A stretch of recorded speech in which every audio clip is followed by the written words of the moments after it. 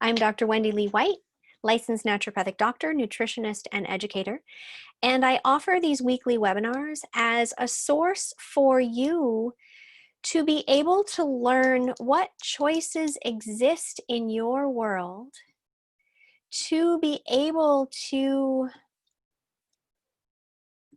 make choices to increase your resilience, your power, your faith in yourself as an amazing human being. And so I offer these weekly webinars as a place to ask questions, explore thoughts that you may or may not have experienced or thought of before. So you have found me through Zoom, I assume. I am still working to get myself live on Facebook. And the reason I do live on Facebook is it's super important to me that my dad has access to this easily. And I feel like I've done everything right, but it does not say, oh, there it goes. Maybe it is. Anyway, enough of that. Welcome. Today's topic will be the philosophy of health at every size. And this is a topic that is near and dear to my heart and is important to me. And let me give you some background of how I got here. So this webinar series started, now this is episode 12. Can you imagine? 12 weeks we've been doing this. This is episode 12. And I got here because I had my radio show in Connecticut that was super fun, and it was a monthly call-in show with WPKN in Bridgeport. And I really like interacting with everyday people. I like interacting with you, patient or otherwise. And so I thought during this stay-at-home order where most of the country has been on some level of stay-at-home for the last 4 months, 5 months, I thought, what a great time to reignite Tune Into Your Body and to offer my services, my information, my perspective to everyone who wants to know more about learning about themselves, learning about their world. And so we started this series with the first 6. The first one was an intro. The next 5 were what I consider to be the essentials for you to be healthier every day. Those 5 are Nourish, which talks about food, hydration, and supplementation. The second one is Move, both active movement through the form of exercise and activities of daily living, and passive movement through things like hydrotherapy. The third is Choose. In that topic, I tend to talk about all things we have choice about, right? Sleep, the way we live our lives, how much clutter we have in our environments, what books we're reading, what music we're listening to, what priorities, how do we translate our values to our calendar. We also look at chemical exposure within Choose and how that affects physiology. The fourth is Connect. That is because I acknowledge that we are mental, emotional, and spiritual beings in physical bodies. Our connection matters if we're truly healthy on all levels. That connection exists with ourselves, with others, and with something greater. In something greater, that doesn't have to necessarily be referring to religion or spirituality. It can also refer to humanity or a social justice cause, but something that allows us to feel connected to something very large and makes us feel very small. The fifth of our 5 essentials for you to be healthier every day is balance. And that's where we discuss the nervous system and how being hypervigilant or in threat, physiologically, the effect that that has on our body. So it's about how we can soothe and balance our nervous system to be able to have a safe, secure physiological response to our world. So that's how we started out this series. So there's the first 6. The last 5 and today are beginning to be topics that have been chosen either by me because I feel like talking about it, or by patients or acquaintances who might ask a question in a visit or a meeting and it just sparks something, or they might directly say, hey, will you talk about this for any given webinar? So with that said, please do post, whether you're listening on Facebook, whether you're listening to the recording, or whether you're live with me here through Zoom, please do share your thoughts. Please share all sorts of information that you'd like to hear about from my naturopathic perspective. So before we jump into health at every size, I just want to point out that I am dressed for the occasion today. I have my necklace given to me by a very good friend that you can't quite see it virtually, but it is a twig. And so I bring the outside in with me. And my cool shirt has rosemary and lavender and daisies and some ginkgo. And so I have my botanical shirt on today as well. Okay, let's jump into the topic. The topic today is health at every size. This might be a phrase that is brand new to you, or you might have heard of it and you don't really understand it, or you might make some assumptions about it. And I want to really have a nice, open-minded exploration about this topic. So health at every size is a philosophy. The society that represents this philosophy is the Association for Size, Diversity, and Health. You can find them at sizediversityandhealth.org. ASDA is the ASDAH. They have conferences and they have a board of directors, et cetera, et cetera. So health at every size, the approach is really affirming that every single person is of value and worthy. And it encourages us, all of us, to make as little assumptions about people and health as possible. So how I thought best to introduce this today would be to explore the 5 main principles of health at every size philosophy. And again, if you have any questions, please do. I'm not super good at multitasking. So if you're on Facebook and you do ask questions, I will respond after the live broadcast because I can't have too many things open without just getting too distracted. I'm like a little, that movie Up where the dog says, squirrel. I'm kind of like that. So I can't have too many things up. But if you do ask things on Facebook, please do know and trust that I will respond after the broadcast. And for those of you on Zoom, please do type your questions within chat or click the Q&A button. I have less familiarity with that, but please do reach out with any questions or comments that you might have through the process. So the 5 priorities or the principles of the health at every size philosophy. Number 1 is weight inclusivity. And what this means is that we accept that just like hair color, eye color, height, we accept that weight comes in a variety of numbers, or I like to discuss it as a variety of the amount and the distribution of padding that we all carry. So think about that. What assumptions do you make when you see someone who lives in a larger body, or when you see someone who looks incredibly thin? What assumptions do you make about those people? About their health, about their willpower and their strength, about their socioeconomic status?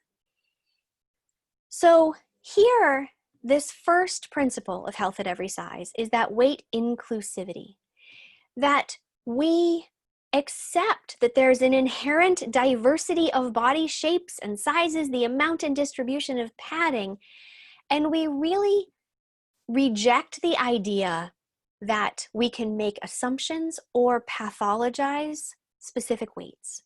So what does pathologize specific weights mean? That means defining someone based on their BMI, their body mass index, which simply is a descriptor of the relationship of their height and their weight. When we pathologize it, we diagnose it as something that we need to fix. Those are the O words, obesity and overweight. I do my very, very, very best to not use those words because they pathologize. They put something that is wrong that needs to be fixed on the people with whom that label just got applied. So rather than pathologizing someone's body size, we can use it as a descriptor. You'll hear me, and you'll hear me when I speak, and you'll see me post in social media. I often use the word fat. I use it as a descriptor. I don't use it with judgment. I don't use it with any harmful intention whatsoever. I use it just like I use thin, tall, skinny, brown-eyed, short, blue-eyed, red-haired, etc. It's a descriptor. Some within the body positivity world, within the health at every size community, embrace that, taking back the word fat. That is not my place as a woman who lives in a thin body, but it is something that I do within my writing and within my speaking to try to discharge the impact that that word can have. Just know that my intention is never to offend. My intention is to open someone's mind to the possibilities of something different. So weight inclusivity is the first principle of the health at every size philosophy. The second is health enhancement. And what that means is everyone equally, no matter their physical, economic, social, spiritual, emotional state in the world, everyone should have equal access to information and services regarding their mental, emotional, spiritual, and physical well-being. In our culture, there are so many studies that I could quote you, and if you message me, I can send you a few, that demonstrate that for nutritionists, nurses, and doctors, there is a bias against seeing patients who live in larger bodies. That means that we are discriminating against people who live in larger bodies, making assumptions about them based on one of their external appearance adjectives. Health enhancement means that everyone should have access to all sorts of therapies and treatments, whether they are super, super thin, super, super fat, anywhere in the middle. The third principle of health at every size is respectful care. People who sign up for the health at every size philosophy, or people who embrace the health at every size philosophy, really believe that, you know what, this is a social justice issue. And that I don't want people who live in a larger body to not get medical care because they're tired of going to the doctor hearing, oh, well, when you lose weight, this will get better. Or, oh, when you lose weight, we'll start that therapy for that thing that's really bothering you. I think it's a social justice issue for us to understand that someone's place in the world, someone's level of hypervigilance in their nervous system, someone's level of discrimination, people who live in more marginalized communities who have higher levels of baseline nervous system upregulation have higher incidences of chronic disease, not because of their ethnicity or their skin color or their gender, but because of this hyperregulation of their nervous system, this upregulation, this hypervigilance. And so understanding the impact of sexual orientation and race and gender and gender identity, understanding the impact that that has on someone's physiology and body size is a really important social justice aspect of health. And if we're looking at mental, emotional, spiritual beings in physical bodies, how can there not be a social justice aspect if we're really trying to encourage people to live well on all levels? How can we not be looking at social justice factors that are influencing that? For those of you who have joined just in the last 10 minutes or so, I want to welcome you. Thank you for being here. Thank you for taking time out of your day. I am Dr. Wendy Lee White, licensed naturopathic doctor, nutritionist, and educator, and this is Tune Into Your Body, episode 12 of my weekly webinar. And the purpose of this webinar is for you to explore the 5 essentials for you to be healthier every day: movement, food, nourish, choose, connect, and balance. And each week we will take those 5 essentials and we'll take a topic and we'll apply it to that. So last week we talked about music and health, and we looked at music through the lens of those 5 essentials.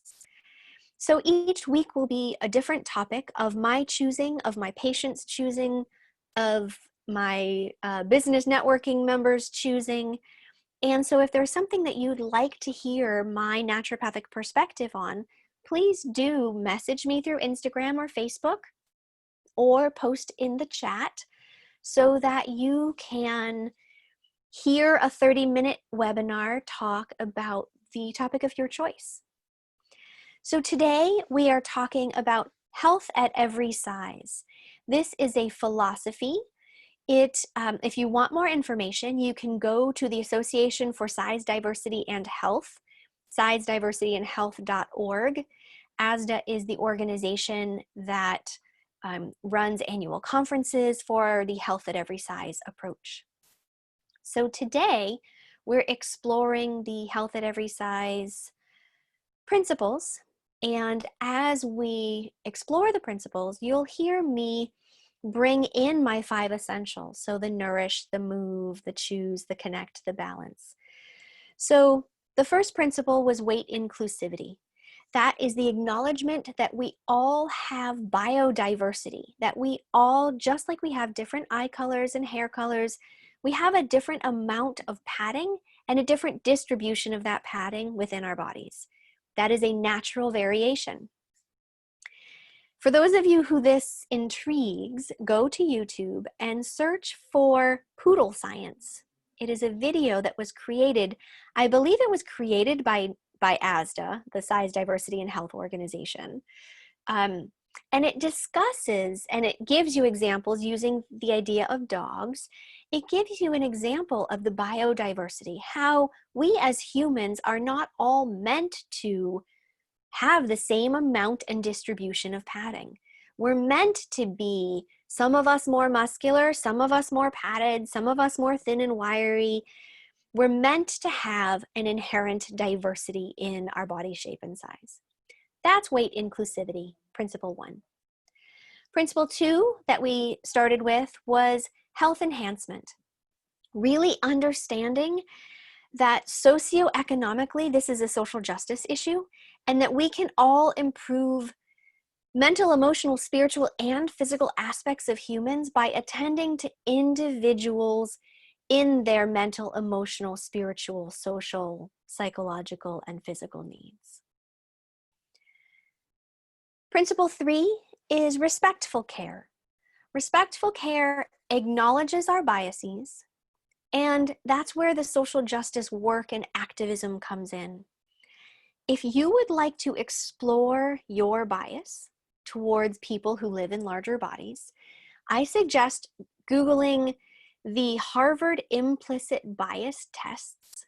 I don't know the website off the top of my head, but if you Google Harvard Implicit Bias Tests, you can find a list. The last time I checked, there was maybe 13 or 15 different bias tests that you could take that would give you information about, without thinking cognitively, how does your mind respond with a knee-jerk reaction when you see certain images or read certain words?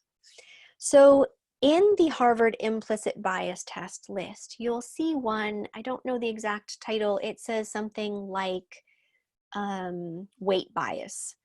And so if this is something that you are interested in, please do go take this weight bias quiz and see how much is your subconscious discriminating against people who live in larger bodies or people who live in thinner bodies.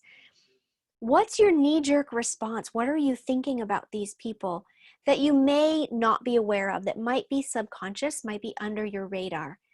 Anytime that we can increase and shine the light on something that's in the cobwebby recesses of ourselves, the better. The more we grow, the more those we interact with grow. So respectful care is just acknowledging that we are human, that we're going to have some judgment, that we're going to have some unconscious biases. But the more that we are aware of all of these things, the less likely we are to project them onto those with whom we're interacting. The more likely we are to be able to identify certain stigma that exist and be able to create supportive environments, whether it's within our friendships, for me, within my doctor-patient relationships, within my office. I'm at my home office right now, so you can't see the art that I have in my work office. But if I were there, I would show you. And in fact, for those of you who follow me on Instagram, I'll take a picture of my wall art in my office and I will post them. They're pictures of lovely padded bodies. They look female to me, although I'm making an assumption there. And by setting ourselves up to acknowledge some of our biases and address them, we're making our spaces feel safer and more accepting for those who might feel marginalized otherwise. That was Health at Every Size principle number 3. Health at Every Size principle number 4, which goes under my Nourish in my 5 essentials, is eating for well-being. Here's the philosophy. It's what I prescribe, it's what I subscribe to, and it is what ASDA and Health at Every Size subscribes to. How we choose to eat should be based on more of our internal individual guides than any external rules or regulations. What do I mean by that? Your eating, according to these principles and my beliefs, should be based on your hunger, your satiety, your nutritional needs. Should not be based on numbers that someone else came up with, grams of anything, calories, the clock as to the time that you're eating, etc. So again, internal guidelines versus external rules and regulations.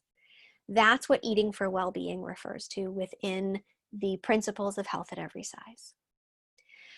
Now, we all know that there are some people for whom their self-regulation has been disrupted. They aren't connected to, tuned into, get the name, tune into your body. If someone is not tuned into their internal signals, this can sound really scary. And in the beginning, quite often, it is really scary for patients.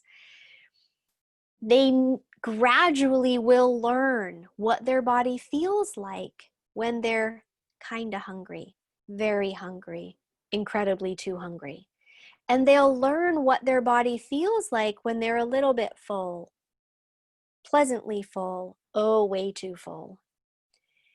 And those internal guidelines are what I encourage all of us to learn to hear and then respond to appropriately and respectfully. Within this philosophy, there is no expectation of perfection. It is not about everybody must achieve optimal health before they die. That doesn't play a role in this at all. Eating for well-being means that overall, in general, we make choices based on our internal hunger, satiety, and nutritional needs and pleasure, rather than most of the time being external. However, we're human, and sometimes we eat when we're not hungry because we're eating for emotional reasons, or sometimes we eat when we're not hungry because we know we're going to go work a 6-hour work shift and we have to eat before we go to work. There's no expectation of perfection here at all. In any of my 5 essentials, in any of the 5 principles of health at every size, we acknowledge that we are human. There's no judgment about doing something that is not 100% in your best interest. Sometimes we choose to make those choices. And I recommend that we enjoy them without guilt, without shame, and that we move on. The 5th principle of health at every size is life-enhancing movement. That goes into my move, which is my 2nd essential for you to be healthier every day. And this just means that movement, I like the word movement as opposed to exercise. Exercise often creates images of gyms, workout studios, fancy equipment, fit people, intimidation. You can add to the list, I'm sure, of what exercise kind of means to you. Again, that subconscious judgment. Movement, however, for me is a little bit more loving. It's a little bit more nurturing. It's a little bit about how can I actively participate in the physicality of my body in a way that I can appreciate its abilities. So movement, life-enhancing movement, is about physical activities that are accessible for all people, tailored to meet the needs of all people. My daughter is studying therapeutic recreation in college, and I'm so excited to see how that manifests for her, because therapeutic recreation is all about identifying the strengths of the client and anticipating what works best for them, not focusing on their challenges, their weaknesses. No, focusing on their strengths and what works for them and how things can be modified to fit them the best. That's really where the life-enhancing movement of health at every size comes in. Something that is modifiable, enjoyable, that really helps us to appreciate our incredible bodies and what they can do and carry us around and lift things and carry things and go faster or slower depending on the need. And that life-enhancing movement, again, should be nourishing. It shouldn't be anything about ripping or shredding or working so hard that you risk injury or you damage yourself for days later. Nope, that's not life enhancing. That's stressful. So that is health at every size. The philosophy that looks at weight inclusivity, health enhancement, respectful care, eating for well-being, and life-enhancing movement. Health at every size is a philosophy that I practice within my naturopathic medical practice. I welcome and invite those who live in larger bodies and smaller bodies into my practice. I want all people to be heard and felt valued. I don't believe there is a place to give medicine based on assumptions. I want to know the ins and outs of the mental, emotional, spiritual, and physical world of any given patient so that I can really access and utilize their strengths to help them develop greater strengths in other areas. I am Dr. Wendy Lee White. This is Tune Into Your Body, my weekly webinar. I offer you to message me wherever you can find me, Facebook, Instagram, email, or through chat here through Zoom, and suggest any topics you'd like to hear. So I have developed a schedule for this month. I'm going to pull it up here and share my screen for a moment. I have chosen these topics for this month. So today was the Health at Every Size philosophy intro. Next week will be the I don't do weight loss and what that looks like from a patient perspective who works with me. July 23rd will be what can you control? I know that this is a crazy time in our world and that we can often feel powerless, and I would like to discourage that. So let's have a session where we all can brainstorm about what we can control, what we have the power to change.